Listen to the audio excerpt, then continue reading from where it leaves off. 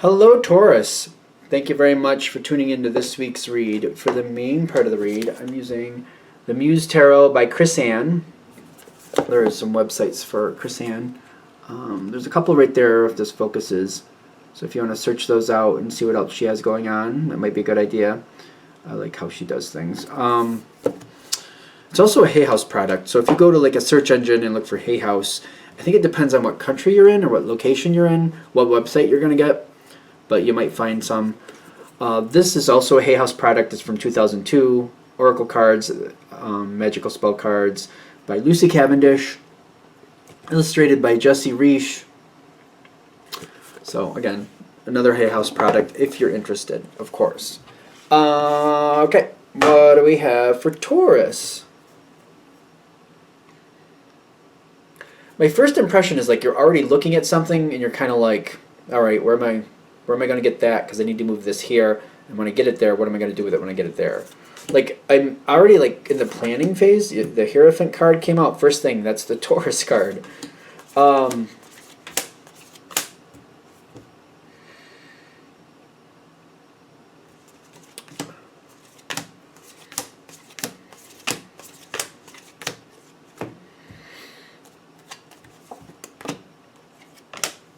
Somebody dropped the ball.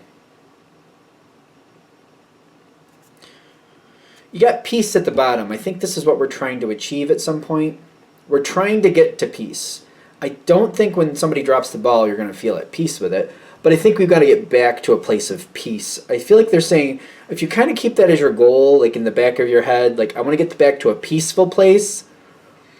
Because whatever's going on, there's going to be a moment where there's an argument. The question is, if we hold on to the argument and it gets under your skin and kind of festers there, versus you say what you need to say, you finish off the argument, and then you're like, all right, I'm going to clean it out and I'm moving on.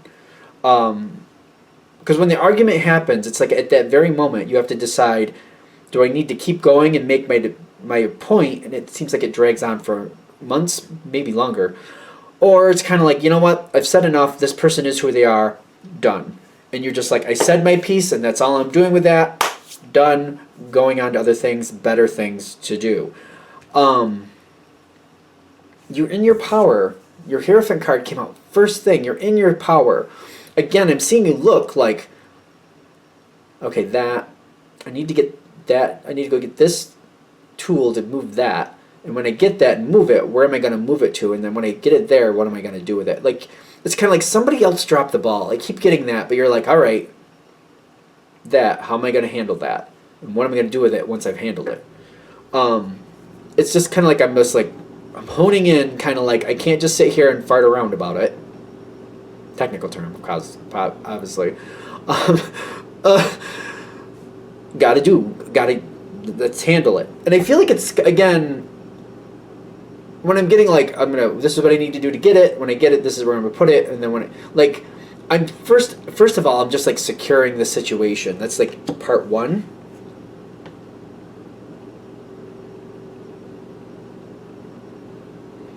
What's going on? Like, the situation's a little bit misleading, I think. Somebody's like going quick. That might not be a bad thing.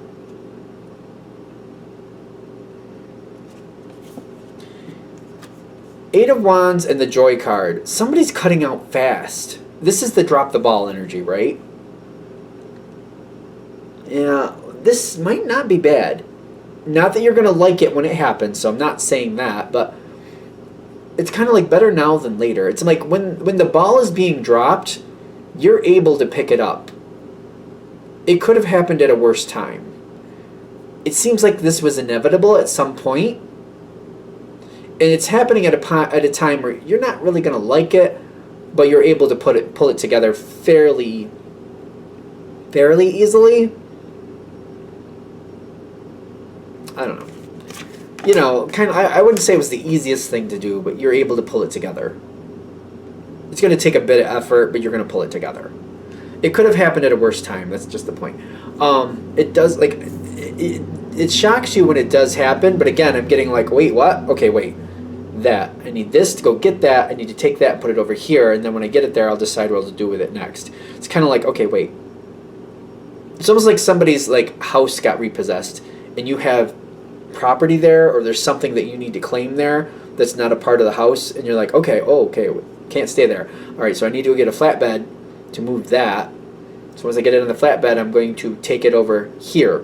And when I put it there, then I'll have to decide where it's going to go after. Like you might be moving it to a temporary spot, but a temporary spot where you feel secure with it. Like it'll be okay there, it'll be safe there. I can't leave it there for more than 2 to 3 months, but it can stay there for that long. And then I just got to think like, okay, now that I have it safe there for a couple months, now I got to start brainstorming where do I want to put it after that.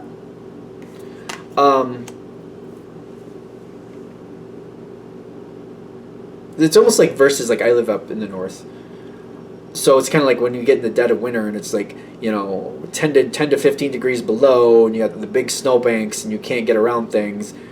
It's like better happening now than in a moment where it's like that, where it's like, oh boy, it's like snowed in, I have to dig it out, I don't know if I can get a truck to move it, where am I, and the place I would normally put it is completely snowed in. They said no, I gotta find a different place, I don't know where I'm gonna put it. Like, it's one of those things. It's kind of like, it literally is better for it to happen now. And that, again, you're not gonna like it, but still. There's stress going on with this, but the Ten of Wands is stress leading to success. I feel like I a lot of times have to explain, like, it's very close to the Ten of Swords. It's like the same level of stress as the Ten of Swords, except that stress leads to ruin, this stress leads to success.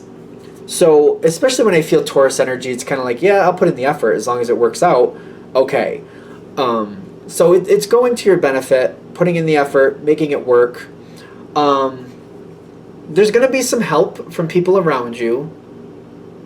Is that where the fight comes in? I don't know if that's where the fight comes in. There's some type of argument, and I'm trying to... No. People are going to help you. Somebody might be like, oh, you moved that over there? You know what? For example, let's say, whatever it was at this person's house. Say it was an expensive wooden, like very durable kids play set, like swings and whatever, and the jungle gym thingy going on, whatever's going on. But just say it's something like that, just for argument's sake. You will claim that, you move it over to some other place so that you still own it. It didn't get repossessed with the house, but you're like, where it is, I don't want it to stay. Somebody's going to be like, hey, I wouldn't mind having that in my yard for a while if you don't mind my grandchildren playing on it every now and then. Like, if they can use it once in a while, if you're okay with that, then I don't mind you storing it on my land as long as it's okay for them to play on it every now and then. Because I feel like you'd be like, well, that's the purpose of it. It's for kids to play on. So yeah, they could totally play on it. Especially because I know at your house it'll be safe and it'll be taken care of well. Sure, go ahead. We can do that. Because I feel like people are helping you like that. Kind of like, one hand washes the other type feel. Harmony, Three of Cups. One hand washes the other. Oh, that you would like that? I mean, yeah, you can borrow it for a while, and then when I want it, I know where to get it, and I know it's taken care of, and that's what it's for. It's for children to play on. I've had it many, many years, and it's very durable, obviously. Taurus tends to gravitate towards durable things. This makes sense to me. The Strength card. The reason the Tower hit in the beginning comes forward at some point. So I'm using the same analogy, I'm noticing, which is fine. So like the house you were originally storing it at was like going to get repossessed, so you had to move your stuff that was outside, whatever. You're finding out why things happened. You're finding out how long things happened. You're finding out some details you're not going to like. That Strength coming in seems very, very much like, somebody's blurting out the truth. Boom. Well, this is what happened, Taurus. And I almost feel like somebody's blaming you for something. This doesn't make sense to me why they're blaming you. Because when the energy's coming at you, it feels disconnected from you. I don't think you did anything. And I'm almost feeling this argument coming towards you. Like somebody's got their strength going, but it's not in control. I think it's strength out of control. Something like somebody's not seeing something correctly. Like there's some type of blame trying to come at you. But it doesn't make sense to me. Something's weird with that. This shocks you again. First you had the tower, now you got the wheel coming in. Kind of like, what are you blaming me for? Like, how did I have anything to do with that? It's almost like somebody's even blaming you for claiming your own property because it was being stored at that location. So it's like somebody saying you had no right to claim your own property, and you're like, yeah, I did. Like, it was my property that didn't belong to the house. It was my property. It was just there temporarily. It's a weird argument. This is where the fight comes in. This really makes you unhappy. This argument is weird. It's strange. It doesn't seem to really make sense to me. This is that moment I was talking about. I wouldn't overinvest in it. I would walk away from it, which I don't know how you're going to feel about that. Because I'm getting the Six of Pentacles popping in here, but it feels like either,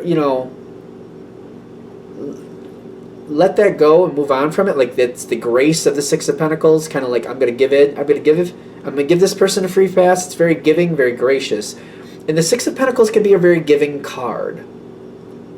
It can also be a balance card. And trying to figure out like, wait, what's going on here? And you might get a little too deep into it, trying to figure out like what happened there. Why do they think this is my fault? Because there's a bit of nonsense going on here. And when you try to make sense of nonsense, that's where you get madness. I don't think you can't really, invest in madness. You know what I mean? It's not going to really amount to anything that good in the long run. If you can, because once your stuff is secure, you don't have any worry about it. There's nothing to worry about after that. You know what I mean?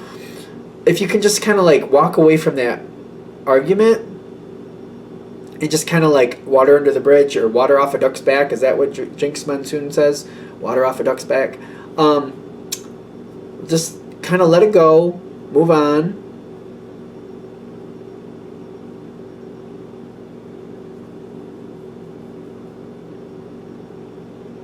If you can do that, because it's not going to lead to anything good if you, because they're going to let it go.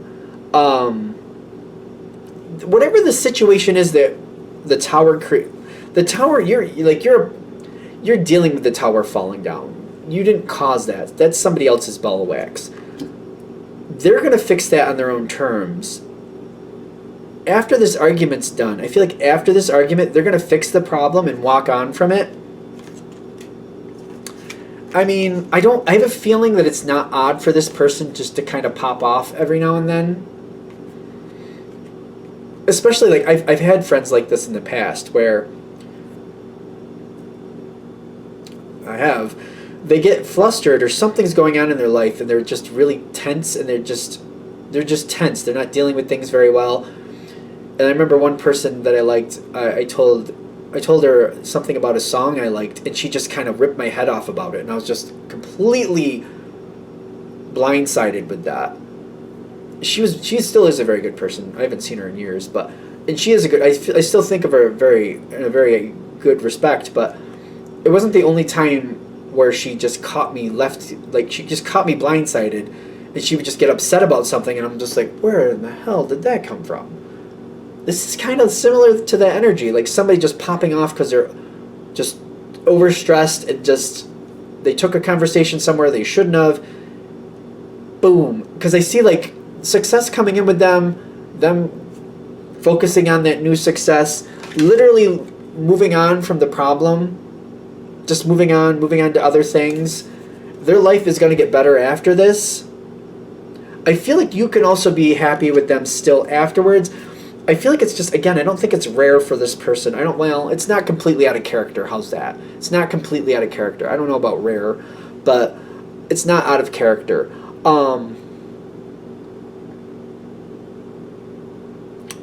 I think if you just kind of like realize, just remember that, because I think you've seen them do this to other people before, maybe? You've probably seen them do this to other people before, and I feel like it's kind of like, all right, they do that once in a while. There's no use getting upset about it because there's nothing to fix now, but it's good to remember that this happens when life gets a little too hot for them. They kind of like spew out on other people unnecessarily. Because I think you're going to look back at it kind of like, yeah, that argument wasn't that didn't need to happen, but maybe they just needed to vent some energy. It doesn't make it right, but I see why it happened. Because I still feel like you're okay with this person afterwards. Kind of like that's how they are. I'm just going to let it go. I feel like you want to be on good terms with this person afterwards. So, like, you don't want... Because I feel like this person has, like, I'm going to say a 60-40 split. Most of the time they're good. Sometimes they're like, oh, I don't know. I think it's a 60-40 split, whether I like it or not. I'm getting that's what it is, like a 60-40 split. Most of the time they're really good. Sometimes they're difficult. But you do like them. Like, you do like them. I mean, if you don't want them in your life, they're not going to be in your life. That's just how that is. But I feel like you want to keep this person in your life. So just letting it go and moving on will keep this person in your life. You know how this person is. I keep getting like, you know how this person is. Does that help? Is there anything else I need to say with this? There's a lot of stress around this other person. It's not seeming to go away. I do feel like this person creates their own stress. I also don't see you being able to stabilize that for them. Because I feel like some of you might have the need to help them stabilize. Kind of like, you don't have to live in this Ten of Wands energy. I know ultimately things go in your direction, but maybe we could stabilize this so you don't have to live in that type of situation. I don't think you're going to be effective with them. Their thought process, your thought process, it's like Mandarin versus French. Those are completely two different structures of language. It's just that different. Can there be a midway to where the two sides can learn the other side? Yeah, but it's going to take a lot of work. And do they want to? Do they want to? They're just saying, it's good that you want to help. It's good to offer. Offering is fine, but I would just offer once and let them come towards you on their own terms. Like, offer and leave it out there. It's like leave it on the table. And if they want to come claim it, okay, cool, we'll do something. But I feel like if you leave it on the table, they'll thank you for it. And they'll look at it, but they probably won't claim it. So just keep that in mind in case that helps. Are we good? All right. I'm going to shut this down here. Thank you for watching. I hope that helps. If you'd like a direct reading from me, shoot me an email, jamesforastral@gmail.com. That's James, the number 4, astral@gmail.com. If you're interested in the donation information, that's below with the same email. Thank you for watching and have a great day.